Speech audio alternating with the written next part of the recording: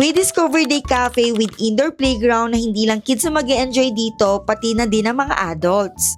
Hi mga mare, dito nga pala yan sa Nuvali, Ayala Mall Soledad, located at 2nd floor, itong Kids Would Play Cafe. Adults are free admission with minimum order of meal or beverages is required per adult. By the way, food sacks are required inside the cafe just in case na makalimutan nyo, pwede rin kayo mag-avail dito. Kids Would Play Cafe is the first and only sustainable kids cafe in the Philippines with branded wooden toys from all around the world. From Europe, Thailand, Indonesia, Russia, South Korea, and they also have and support Philippine-made toys like Woodmark toys. Isa nga pala sa nagustuhan ko dito mga mare in terms of their toys, they follow Montessori and Waldorf principles, where our kids develop their fine motor skills, critical thinking, problem solving, role-playing, and their imagination. And while our kids are busy playing, eto nga pala yung in-order naming food. We ordered sandwiches, coffee, matcha, and in fairness mga mare, masarap yung coffee nila dito.